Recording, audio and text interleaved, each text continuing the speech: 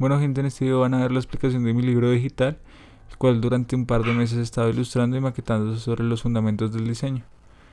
Bueno, si vamos a hablar de los fundamentos del diseño, tenemos que hablar de Wei Wan, el padre del diseño, que es actualmente el más grande exponente del diseño bidimensional y tridimensional. Nació en la provincia de Guangdong, China, en 1936. Uno de los aportes más importantes de este personaje es su célebre libro Fundamentos del Diseño, que se ha convertido en un manual y guía para todos aquellos que son diseñadores y quieren serlo, por la forma minuciosa en que explica cada concepto y recurso del diseño. En este texto él explica y recopila de forma clara y concisa principios de la gramática visual fundamental para una composición gráfica. Entonces, ¿qué son los fundamentos del diseño?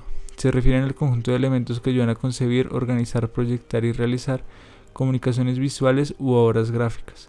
Estas pueden ser producidas por medios industriales o particulares, que tienen como objetivo en común transmitir un mensaje determinado a grupos específicos, a través de diferentes soportes como folletos, carteles, pancartas, medios digitales, etc. Los elementos básicos del diseño son el punto, la línea, el plano, el espacio, el volumen, el ritmo, el equilibrio, la simetría, la escala, la textura, el color, la figura, el fondo, la jerarquía, la retícula, el tiempo, el movimiento. Y de algunos de ellos vamos a hablar a grandes rasgos. Entonces, primero que todo, ¿qué son los elementos conceptuales? Son el punto, la línea y el plano. El punto es la base de todo diseño, según Kandinsky. Este puede ser visible o invisible, pero por encima de todo irrelevante, cercano a lo que podríamos considerar como un cero. El tamaño y la forma del punto pueden variar, aunque pensemos que tiene que ser redondo, en realidad puede tener la forma que queramos, pudiendo tener picos o formas geométricas abstractas que nunca afectarán a la estructura del punto en sí, y es la única que no pierde sus propiedades. La línea, según Kandinsky, una línea es el trazo que deja un punto al moverse, por lo tanto su existencia siempre estará vinculada al punto. Para que este punto se mueva es necesario crear una tensión que será la que le dará el movimiento. También necesitará una dirección que marcará ese lugar donde se posicionará el punto, dejando presente la línea, ya sea horizontal, vertical, diagonal o a modo de estela. Las líneas se crean como rectas, pero una recta puede sufrir ondulaciones creando curvas, por lo tanto, una línea es moldeable en la forma que queramos nosotros. El plano, según Kandinsky, hace referencia a una superficie delimitada visual. A través del plano se configura el espacio tridimensional. Además, se es una superficie material destinada a recibir el contenido de la obra.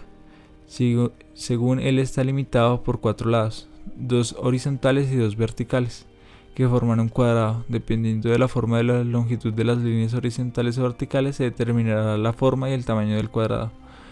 Los 4 ángulos deben sumar 360 grados. El plano básico tiene un arriba y un abajo, que mantiene una relación incondicional siempre. El arriba evoca la imagen de una mayor sensación de ligereza y de liberación. En cambio, el de abajo produce un efecto contrario, condensación y pesadez. Cuando más nos acercamos al límite inferior del plano, más espeso se vuelve el ambiente. Luego están los elementos visuales. Cuando los elementos conceptuales se hacen visibles, los elementos visuales entran en valor dividiéndose en forma, color, medida y textura. En la forma, nuestra percepción cobra poder para identificar a nuestro parecer la forma que obtiene cada diseño y objeto. En los colores, la manera en la que diferenciamos una forma con otra que sean cercanas. En la medida, cuando alguien diseña una forma, debe tener en cuenta la medida de este tamaño y la magnitud con la que la va a hacer. En la textura, los sentidos de la vista y el tacto cobran bastante importancia para poder definir la superficie de una forma, ya sea plana, lisa o rugosa. Luego siguen los elementos de relación. En estos elementos prima la relación y ubicación entre dos o varias formas de un diseño, dividiéndose en la dirección, la posición, el espacio y la gravedad. La dirección, que es lo que al observar capta la forma, hacia dónde va, y la relación que tiene entre el espectador, el marco y la cercanía. En la posición, que es la relación que tiene la forma frente a la estructura del diseño, que es en donde está ubicado. En el espacio se refiere a lo que ocupa la forma al ser creada. Este espacio puede ser ilusorio o puede percibir profundidad. En gravedad, que es una sensación que se obtiene al observar frente a una forma en un diseño, percibiendo tanto estabilidad como inestabilidad en el momento de verla. Luego de este tema viene uno muy importante, que son los submódulos, módulos y los supermódulos. En la elaboración, el tener claro los supermódulos, módulos y submódulos es de vital importancia, dado que con base en eso se genera el diseño uniendo formas para así poder formarlas. Hay que tenerlo todo muy claro. Los submódulos dependen de los módulos de los supermódulos, y todo eso depende de la estructura dada que impone su orden y determina las relaciones internas dentro de su diseño. Entonces, ¿qué hay dentro de un diseño? Todo se basa en estos aspectos: la estructura, la repetición, la similitud, la gradación y la radiación. La estructura se divide en distintas variaciones, las cuales se escogen dependiendo del diseñador, de lo que quiere hacer y cómo quiere que se vean ellas. La primera de ellas es la forma, la cual está dividida en subdivisiones totalmente iguales para así obtener la visión más regular y organizada. Luego sigue la semiformal. Se puede componer de líneas estructurales, las cuales determinan la disposición de los módulos. Puede ser el color, en forma o en división. La siguiente es informal, es generalmente libre e independiente, de la cual los módulos pueden colocarse a como el diseñador disponga. La inactiva, que es el tipo de estructura que determina hacia dónde van dirigidos los módulos para así poder definir dónde puede ir introducidas las variables de color y de ubicación.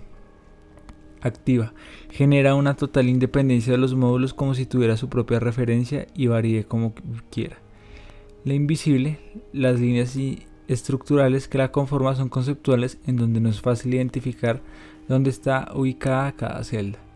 La visible, las líneas estructurales son claras, precisas para saber dónde están ubicadas y está cada módulo. Luego está la repetición, que ya hace parte de la estructura del diseño. Entonces, la repetición en realidad es muy sencilla. Se coge una forma ubicada en un módulo y se repite cuantas veces quiera, para así poder formar un supermódulo. En la repetición se puede generar varios tipos de repetición, como lo son la repetición del color, la textura, la forma o la dirección. Similitud. Como la repetición de los módulos pueden ser similares por la textura, el color, la posición y la forma, en donde las figuras que conforman el módulo tienen algunos parecidos, pero son totalmente iguales. La gradación genera un sentido de ilusión óptica, creando una continuación, un seriado graduado, su tamaño o su color, con el fin de realizar un diseño totalmente diferente e innovador. La radiación es un conjunto de rectas o de planos que pasan por un vértice de radiación. Al igual que la gradación, generan una ilusión óptica de vibración o de profundidad. Lo importante para un diseño de radiación es generar en el observador esa sensación de movimiento hacia el centro del diseño, generando una sensación hipnotizante. Después de esto sigue un tema muy importante, que es la tipografía. La tipografía es el arte de diseñar una fuente o tipo de letra para un documento, cartel u otro diseño, el que sea necesario. La clasificación tipográfica es la división de los tipos de tipografías, puesto que no todas son iguales. Las tipografías se dividen en serifas, no serifas, cursivas, decorativas o fantasiosas. Esta clasificación tiene a su vez a ser divididas por pocas diferencias entre ellas. Las familias tipográficas. Las familias son todos aquellos estilos tipográficos que tienen algún parecido con los que los hacen similares. Variables tipográficas. Para llegar a las variables tipográficas hay que pasar por los grupos de las familias, para así tener la familia de la cual se le sacan variables como el tono, proporción y inclinación. Las variables son utilizadas para diferenciar un poco más el estilo de las frases del mismo estilo, de las cuales nos daremos cuenta la función que cumplen cada una en un párrafo. La lecturabilidad es lo que al diseñar debe de tener en cuenta a la hora de realizar un diseño con una tipografía, dado que el lector debe ver claramente qué es lo que está diciendo, además de poder diferenciar entre un párrafo y otro. La legibilidad. Legibilidad es lo que el diseñador debe tener en cuenta a la hora de realizar un diseño tipográfico, dado que el lector debe de ver claramente qué es lo que se está diciendo, además de poder diferenciar entre un párrafo y otro. Luego está la anatomía tipográfica. Todas las tipografías tienen anatomías y unas características específicas, como pueden ver. Además hay clases tipográficas, como son la tipografía manual, humana, real, didonas, mecanas, geraldas, lineales, incisas, scriptas. Luego de la tipografía sigue un tema que también es muy importante, que es el color. En una pieza gráfica uno de los aspectos más importantes y relevantes que hay es el color. Cada diseño es diferente y transmite diferentes cosas. Eso es lo que el diseñador debe de lograr, que cada aspecto de la pieza gráfica marque en algún sentido al público, para que prácticamente a simple vista se pueda identificar y poder transmitir un mensaje y un significado, que a las personas que lo vean se les quede grabado. Saturación. La saturación de color se podría deducir como la saturación de una matriz en una pieza gráfica. Con la saturación el color se ve más duro, más puro y mucho más vivo. El tono es la propiedad primordial de un color. Tono y matiz. Para definir el tono de un color se toma el círculo cromático, en el que a medida que se va observando el círculo se va diferenciando la tonalidad de los distintos colores puros que aquí se reflejan. Brillo es la capacidad de reflejar la luz blanca de un color. Gracias a los brillos se puede encontrar la cercanía de la luz de un tono. Sin el brillo el color se podría volver un poco más oscuro. Luminosidad. La luminosidad es un valor que se le coloca al color con el fin de darle más o menos brillo a un color. Con luminosidad al 100% es prácticamente blanco, más que un color con luminosidad al 0% se acerca más al negro.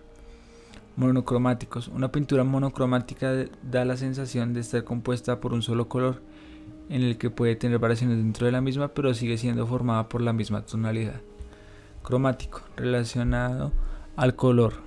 Son todos aquellos colores que se colocan al círculo cromático y son generados por los colores primarios, prácticamente con la gran mayoría de tonalidades de los colores de sus respectivas variables gracias al brillo y a la luminosidad. Acromáticos. Como su nombre lo indica, no tiene color, pero puede ser tanto como blanco como negro, que vendrían siendo los colores neutros que se encuentran en la naturaleza. Colores cálidos. Los colores cálidos son el amarillo, el naranja y el rojo, que da la sensación de calor y dando un mayor contraste con otros colores al notarlo.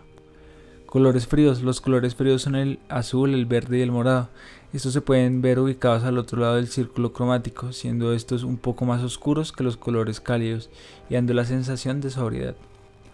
Los colores análogos. Los colores análogos son aquellos colores ubicados uno al lado del otro dentro del círculo cromático. Los colores análogos son los colores más cercanos que tienen alguna relación entre sí. Y por último están los colores complementarios. Como la mayoría de colores, cada color tiene otro que lo complementa en el círculo cromático. Es aquel color que se encuentra en el lado opuesto con el fin de dar una visión más completa de una pieza gráfica.